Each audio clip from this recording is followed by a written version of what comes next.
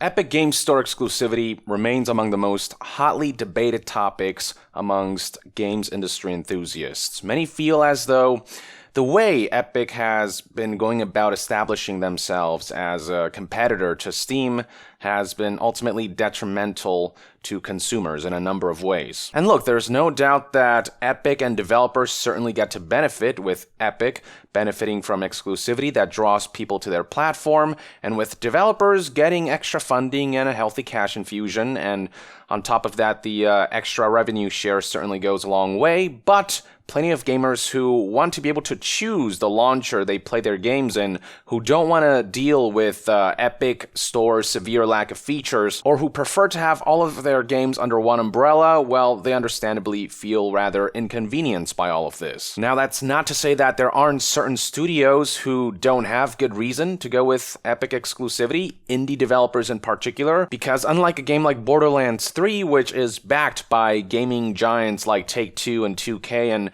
which is guaranteed to sell millions and make its money back, many indie developers struggle financially, and there's always this element of uncertainty and risk when it comes to game releases.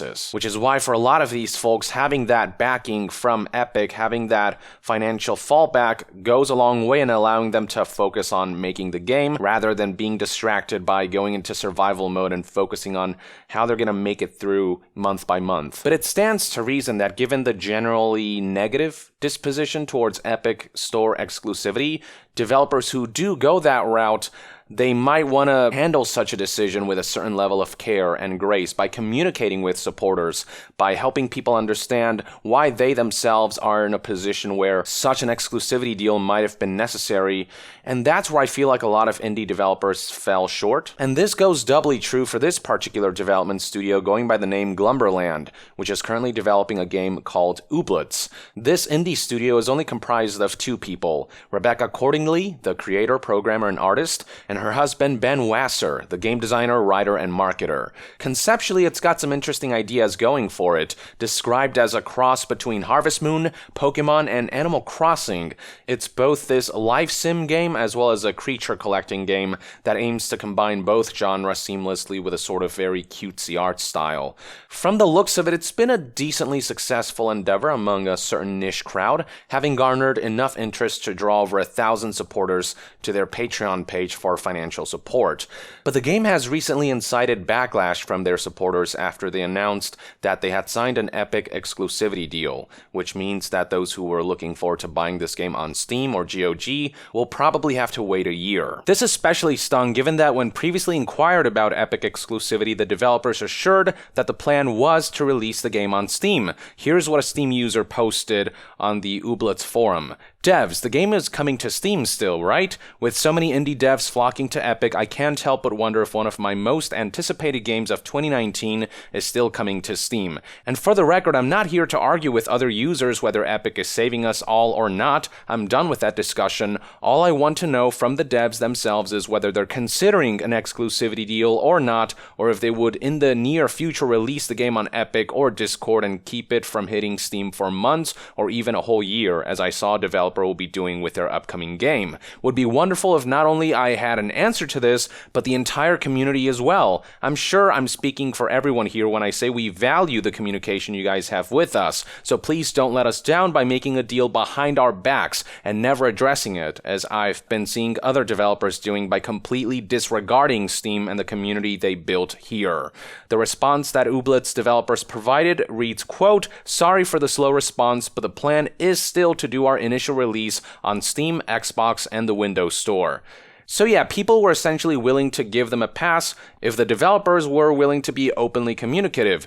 Given that this is an indie development studio, given that they don't have the backing of a multi-billion-dollar corporation, people might understand the need for an Epic exclusivity deal if the announcement was presented gracefully and politely and with a good amount of heads up. But what Rebecca and Ben have done instead is not only pull the rug from under the Steam community, they've also engaged with that community with snark, condescension, and rather awful defenses for Epic Store exclusivity. The following information comes from Ooblett's official website, where they released the following blog post to make the announcement that they had signed an Epic exclusivity deal, and this blog post is simply titled, "We Did the Thing." Plastered right at the top here is this GIF of one of the game's characters doing the floss dance, which already sets the tone of this announcement. So let's go through this post section by section and break down why this is about the worst way you can announce Epic Store exclusivity. The announcement began with, quote, "Everyone kept talking about this Epic thing, so we thought we'd see what it's all about. Here's what these Epic folks are doing. First, they teach every kid in the world these obnoxious dances, and now they're offering funding to game developers in exchange for PC exclusivity on their game store. This is exactly what Marx warned us about. Just imagine if other companies got it in their head to offer funding in exchange for exclusives. What'd be next? Game consoles paying for games to be exclusive on their consoles? Netflix paying for exclusive shows? Newspaper paying for exclusive articles? It'd be some sort of late capitalist dystopia." So right from the outset, the developers decide to downplay the issues people have with Epic Store exclusivity by sarcastically insinuating people are blowing this issue way out of proportion and by highlighting other instances of exclusivity. Let's get one thing straight here. Nobody likes exclusivity. Nobody actually likes that we have to pay for multiple video streaming services because certain shows can only be found on certain platforms. Nobody likes instances in which certain game consoles get exclusive content or exclusive games because money was exchanged behind the scenes, and it sucks to see this kind of division aggressively creeping its way to PC games. But at the same time, we can understand that this is the real world, and there are certain circumstances in which people are willing to overlook exclusivity. We can tolerate games like Uncharted, Last of Us, God of War, Death Stranding, and whatnot being exclusive to PlayStation. We can tolerate games like Mario, Zelda, Metroid, Super Smash Bros., Animal Crossing, Pokemon, so on and so forth, being exclusive to Nintendo consoles. We can tolerate games like Halo, Gears of War, Forza, Fable, etc. being exclusive to Xbox and or Windows. We can tolerate Fortnite being an Epic Games Store exclusive or Counter-Strike being a Steam exclusive because, at the end of the day, all of these games were funded by their respective publishers and platform holders. Would it be ideal if all of these franchises were readily available on all platforms? Sure, but that's not how the real world works. We understand that without these platform holders directly funding these games, they wouldn't exist. So we tolerate the fact that publishers need to get something in return, and that's exclusivity that will drive users to their platform. Same thing with Netflix. Would it be cool if Hulu members could also watch Daredevil there? Yes, but we understand that Netflix played a major role in the funding of Daredevil, so we tolerate that exclusivity element. However, it's a whole other thing for a game that wasn't funded by a platform holder to be snatched up when it wasn't really a necessary thing. I'll once again bring up the example of Borderlands 3, a game that's already well funded by Take-Two and 2K, multi-billion-dollar corporations who are raking it in, and a game that's guaranteed to sell millions upon millions of copies. It's a well-renowned, well-known franchise. Borderlands 3 has absolutely no need for Epic's cash infusion. That game was already destined to make its money back and then some through sales. In this scenario, the Epic exclusivity deal was merely signed just for the sake of getting that extra bit of money at the expense of consumers who are invested in the Steam ecosystem and who have been keeping up with the Borderlands series through Steam.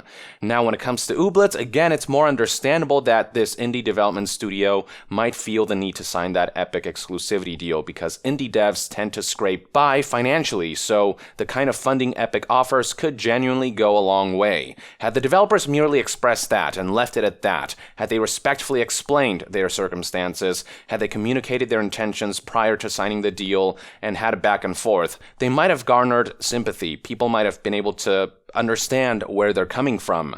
But instead, this is the tone that they're going with, and it's making it extremely difficult for people to try and look at the situation in their shoes, as the developers aren't treating their community and people who dissent against Epic exclusivity with the same kind of consideration.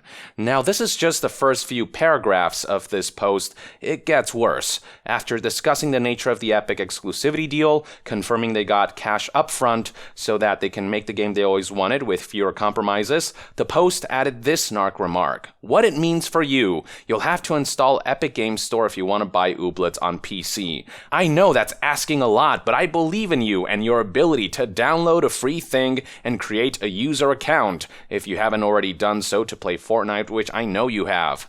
So there's another bit of condescension right there, reducing the entirety of the Epic exclusivity issue to "you're just complaining about having to download and install free software," and expressing that sentiment with the sarcastic tone of talking to a toddler. But of course, the reality is that the issue of Epic exclusivity extends far beyond that. The lack of cloud saves across the board means save files are less secure. The lack of achievements is a big deal to a lot of hardcore gamers who find a lot of replayability out of them. The lack of user reviews and forums means people can't gauge general sentiment surrounding a product. The absence of profiles makes it difficult for multiple people to use one account. Regional pricing is still an issue that forces people in some regions to pay higher prices for games. The lack of a feature as basic as a shopping cart means purchasing multiple games at a time is a legitimate inconvenience, and the list just goes on. And look, I get that these aren't issues that affect everyone or that aren't a big deal to everyone, but it does affect enough people to instigate significant pushback, and to treat that as some kind of joke and to just be dismissive about that is pretty scummy in my opinion. The Post then explained why they made the decision to go Epic exclusive, stating the following: "So we had a big decision to make and we didn't take it lightly. Because Epic doesn't yet have the same market share as their competitors, they offered us a minimum guarantee on sales that would match what we'd be wanting to earn if we were just selling Ooblets across all the stores. That takes a huge burden of uncertainty off of us, because now we know that no matter what, the game won't fail and we won't be forced to move back in with our parents. But we do love and appreciate you, parents. Now we can focus on making the game without worrying about keeping the lights on. The upfront money they're providing means we'll be able to afford more help and resources to start ramping up production and doing some cooler things." That's actually all well and good. These are valid reasons, but the condescending and insulting tone of this entire blog post and the way it disregards genuine concerns surrounding Epic exclusivity that people might be able to overlook under certain circumstances, like indie developers who are struggling financially, the way they're handling this announcement unfortunately detracts from all of that.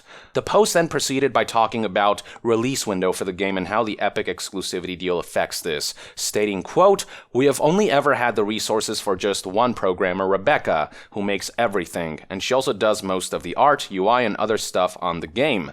The investment we're getting up front from Epic will allow us to ramp up our development resources, which will lead to faster development in the long run, but it might also delay our initial launch a tad because it takes some time to ramp things up and because we won't have as much financial pressure to prematurely shove something we're not happy with out the door. We are not going to be perfectionists about our initial launch, but there is still a lot of foundation stuff we need to sort out before we are even ready for an early access launch." So once again, that's all very insightful, and again, they could have left it at that, but the snarkiness of the rest of the blog post, the complete disregard for people who do take certain issues with Epic exclusivity, just completely mars all this. And this is where the post goes from bad to worse, where it expresses the rather poorly constructed defense for Epic exclusivity deals. It began by saying this: "We are aware of the backlash that's been hitting games that sign with Epic. I don't expect much of our uniquely lovely community to fit into this weird anti-Epic contingent,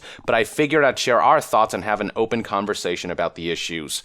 Basically, they're saying that anyone who has qualms with Epic exclusivity is below becoming a part of the Ooblets community and that they're just a bunch of weirdos who just don't have perspective. From there, their first defense revolves around the various complaints that Epic Games Store is severely lacking in features, about which they invoked the justification that Steam took 15 years to get to where it is now, stating the following: "As a user of both Steam and Epic Games Store myself, I haven't had any issues with using Epic Games Store to buy and play games personally. But regarding the features that are still missing, that's just sort of the way software is developed. Things take a lot longer to develop properly than people tend to realize, and nobody comes to market with perfect software. I remember way back when I plopped the disc for Half-Life 2 into my PC for the first time and was forced to install this new thing called Steam. It was a barely functional mess back then, as anyone who used it from that time period can tell you. It's had like 15 years to improve. If it wasn't worthwhile to to improve, it wouldn't have been,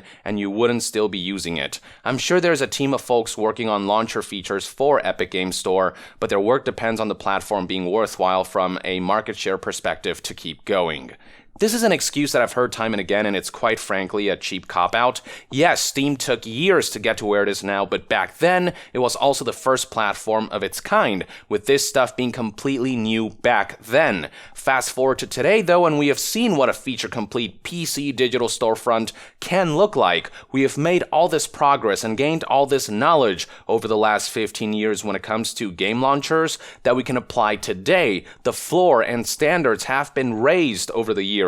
So there's just no excuse for a company to release a launcher that regresses and whose feature set feels like it's from 15 years ago.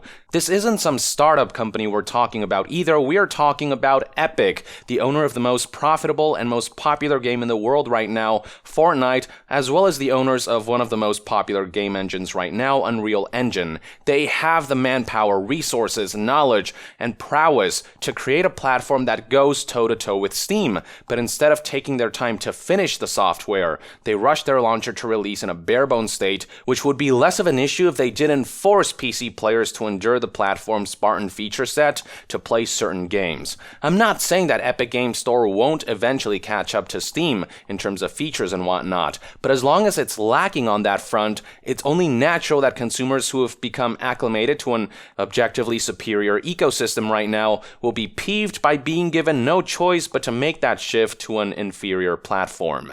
Next up, the Post defended Epic against sentiments that their exclusivity deals are anti-consumer, about which it said this: "This is the most common complaint about Epic, but I don't think people have really thought it through. I can understand the frustration of having to buy different consoles to play the games you want, but there is no extra cost to use Epic Games Store. The store and launcher just require a free sign-up. It's not like having to pay for HBO and Netflix and Hulu to watch all the shows you want. It's more like just having to press a button on your remote to change between free TV channels." No, it really isn't. That is false equivalence because every TV channel functions exactly the same. It's not as if one channel is missing features from another, or as if one channel's viewing experience is somehow different from another. Whereas when you switch from Steam to Epic, you're immediately missing out on a wide array of features that a significant number of people rely on. Keep in mind that video games are more active experiences, and so that comes with certain demands for certain features that secures things like progression and makes certain elements more convenient. It's also worth mentioning that whereas free TV channels offer a wide array of free programming, customers have to pay full price for individual titles in digital storefronts like Epic Games Store, and that purchase becomes permanently tied to that platform, which is why people are invested in the features that the platform they're investing all this money into have. They're investing in the launcher long term after all, so it stands to reason that they want to ensure the launcher is something they actually want to use, something that is comprehensive in the feature set it offers. So yeah, to compare free TV channels with free programming to free-to-download storefronts but with full-priced games is woefully misguided. The Post continued, "It's also really disappointing to see folks threatening to pirate a game just because they can't get it on the game launcher they're used to. Feeling like you're owed the product of other people's work on your terms, or else you'll steal it, is the epitome of that word entitlement that people use to discuss immature, toxic gamers." I'm not one to support piracy, so I'll give them that. However, terms like entitlement and toxic gamers are constantly thrown around to downplay even those who are respectfully and genuinely and civilly expressing discontent, who aren't threatening piracy but genuinely trying to explain why they're peeved. Don't get me wrong, there's plenty of the unhealthy vitriol being thrown around, but I've seen just as many people making their case constructively as to why they don't like Epic Store exclusivity, but even these people go ignored and they go labeled as entitled and toxic gamers, which leaves absolutely no room for any kind of nuanced discussion.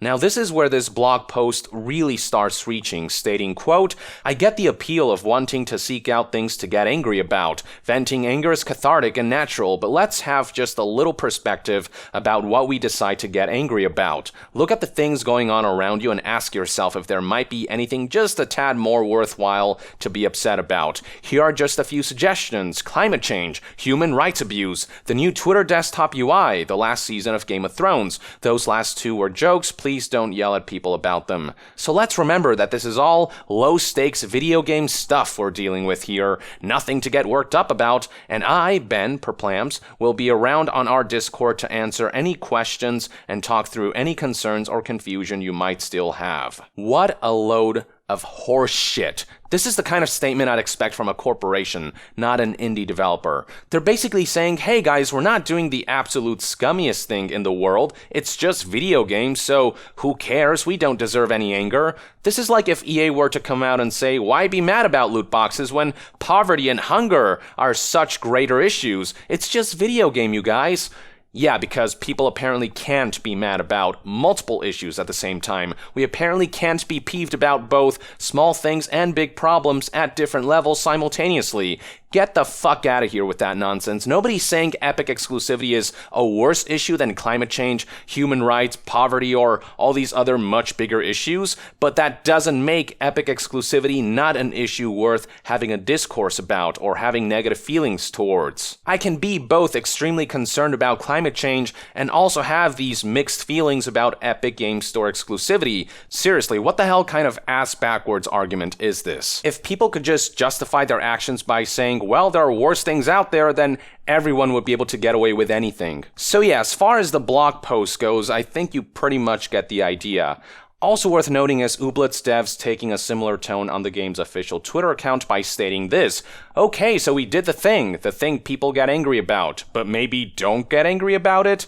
Honestly, it's such a shame because all they had to do was have an honest discussion with the community, explain the circumstances that necessitated the signing of an Epic exclusivity deal, and that would have been that. People might have understood. But instead they shoot themselves in the foot by engaging at this level. And this isn't just happening on this blog post or on Twitter either. Things are even worse if you look at the kind of communication that Rebecca and Ben are engaging in within Ooblett's official Discord. For example, in response to complaints about the tone of the blog post, Rebecca responded with, quote, I don't understand what it is exactly that you hope to achieve by complaining about the tone of the blog post. Like, if you don't like our personality or our style of writing, that's totally fine, but we can't really help you there. From there, in response to peeved patrons who have helped crowdfund Ooblett's, Ben said this: at the end of the day, it's open to whoever wants to support the Patreon. We don't need the money from there now, though. To some, this was interpreted as meaning, I don't care what patrons have to say anymore, their use has expired now that we have Epic's money. Now, this next one's been gaining some traction, showing a Patreon supporter from Malaysia explaining his rough life and his financial circumstances, and how a lack of regional pricing further exacerbates the problem, wondering if patrons would be getting a copy of the game. To that, people made it seem as though Ben responded with the following statement: my dudes, no amount of difficult life experiences makes it okay to demand that you get a game. Now, many have also pointed out that the timestamps don't really match, and Epic CEO Tim Sweeney did respond to this screen grab, stating that this is a phony given that Epic Games Store does support Malaysia, and that this particular comment from Ben was in response to another post from a different time. So it looks like in this case things may have been taken out of context, though Ben's response does still feel rather rude and hostile, regardless of which inquiry he was responding to, and there's a repeated pattern of him engaging like this. For example, check out this exchange where user posted this: what option do the people that literally can't buy the game now due to Epic not supporting their currency have? I wanted to buy the game, but now I'm 100% unable since I don't have the means to do so. Does not wanting to support Epic Games make me an entitled angry child because my country isn't allowed to buy games in my own currency? Am I an enraged man-baby due to the fact that even if I did buy it, it would cost me more than it should? Ben's response was a very straightforward, you'll have to wait, I guess, nobody owes you the game. What a prick. Nobody was saying they're owed the game, the user was saying they have a right to be peeved without being called toxic and entitled. Given the Epic Games Store's lack of features inhibits his ability to buy a game that he's been supporting and looking forward to, here are some more inflammatory bits from Ben.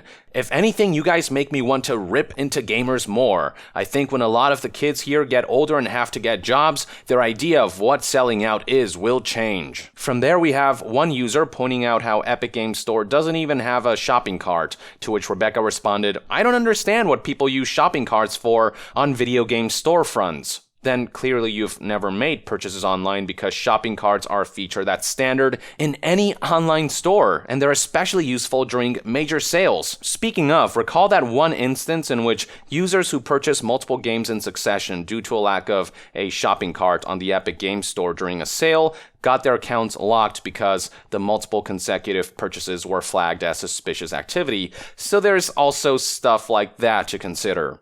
Moving on, in another response, Ben said this: "The frothing anger over literally a free game launcher you don't like is proof that the tone matched the target of that tone, and that target is not the audience of Ooblets, who is honestly above that stuff." Again, he just reduces the peeved people as people who are just angry and frothing, but there are plenty of people out there who are expressing their concerns respectfully and trying to get him to understand why they take issue with Epic exclusivity. But of course, he's just being reductive about all this, kind of categorizing everyone to the least common denominator to make himself look better. And this is also another case of Ben saying, anyone who disagrees with my stance on Epic exclusivity is just not good enough to be a part of the Ooblets community. He's basically getting on a high horse and saying that his community is better than everyone. Oh, and check out his stance on Kickstarter. He said, quote, "Honestly, the biggest reason we didn't do a Kickstarter is we didn't want to deal with entitled baby gamers holding even more power over us." Here's the thing, a Kickstarter campaign isn't a frickin' charity. It's a platform for people to fund a project with certain expectations. It goes without saying that the people who put money into your project have some kind of say, or at the very least, the creator has some semblance of responsibility towards the crowdfunders. Kickstarter campaigns are very much a two-way street, and it's rather unfortunate when developers who kickstart their projects forget that, like when they promise Steam copies right up until suddenly, without heads up or explanation, do a 180 pivot towards an Epic exclusivity deal, leaving those who wanted a Steam copy having to wait a year, which is exactly what happened with the likes of Shenmue 3, Outer Wilds, and Phoenix Point. But you know, given the attitude of the Ooblets developers, it's probably a good thing they didn't do crowdfunding, because they wouldn't hesitate to screw over backers in some way and then call them toxic and entitled for being upset about getting screwed over. To finish things off, we have a couple more comments from Ben in which he insulted anyone who disagreed with him. When one user pointed out how the developers clearly don't care about supporters now that they have Epic's cash, Ben said, quote, "Man, I wish we didn't take an Epic deal so we have to care what all the entitled toxic gamers think." When another user suggested maybe there is a disconnect between the blog post's intention versus how it came across, Ben said, "No, I think the toxic entitled gamers took it as directed at them." Someone else noticed the implication that Ben seems to think people against Epic exclusivity don't fit in the Ooblets community, to which Ben aggressively responded with, "I think you definitely wouldn't like Ooblets in general." Right, because someone can't both like a game while feeling that the way the developers handled certain aspects like Epic exclusivity was wrong. I can think that Outer Worlds and Borderlands 3 look like awesome games while not being thrilled about their Epic exclusivity deal. It doesn't have to be one or the other. Similarly, I can feel like Ooblets could be a pretty neat game while feeling as though the developers are a bunch of pricks. Finally, responding to a user who found the tone of the blog post weird, Ben said, "The content of our game reflects us in the same way us not bending over backward to baby gamers does." To top this all off, the developers have also been in damage control mode by deleting a bunch of Reddit threads in which users express their discontent towards the developer's decision and attitude, and in which users highlighted some of the hostile and aggressive responses to inquiries and concerns that developers engaged in on Discord. Backlash got bad enough that the developers decided that they'd lock down the Ooblet subreddit. So yeah, I mean, what else is there to say? With other indie developers who went Epic exclusive, despite my disagreeing with how they handled certain things, especially those who crowdfunded their games with the promise of Steam releases before pulling the rug, I can at least to an extent sympathize with their financial situation and their more precarious circumstances compared to well-funded projects. But when it comes to Ooblets developers, honestly, with this kind of attitude, these folks can fuck right off for all I care. They have zero regard or respect for their community, for their supporters, or even people who are being constructive about their qualms. It is clear that the Epic money got to their heads, that financial security has made them comfortable with acting like complete assholes, because now losing initial supporters is no longer as consequential. Oh, and the cherry on top to all this is that Epic CEO Tim Sweeney seemingly approves both Ooblets developers' weak arguments against Epic exclusivity qualms and the tone tone they've taken with their announcement and engagement with the community. Here's what Tim tweeted on the topic. In response to community feedback, I have reviewed the tone of the Ooblets exclusivity announcement and wish to make the following official statement. It was awesome. Yeah, Tim, I'm sure this tweet is the exact kind of nuanced response that will get on dissenters' good side rather than cause further division and further stoke the flames. I'm sure supporting condescending Epic Store announcements and bafflingly flawed arguments will help people understand your endeavors and the perspective of the developers you've signed, because nothing makes people listen like being patronized. As I said before, I really do think Ooblets developers could have written this all out with proper professional communication and explanation regarding their situation, by handling themselves with some semblance of grace and by keeping people's qualms in mind, at least sympathizing with them on some level and trying to understand where they're coming from. But hey, if they want to take the piss instead and lose goodwill in these early stages of development, all I can say is that the impending repercussions are entirely their own. These are one man's thoughts and opinions on the situation anyway. I'd love to hear what your take is on Ooblets' Epic Store exclusivity announcement and the developer's subsequent responses in the comments below. With that, I would like to end this news update and discussion video. Thank you for tuning in. To be further updated on all things gaming news, reviews, and discussions, stay tuned right here on Yong Yeah. I'll see you guys next time. Yong out.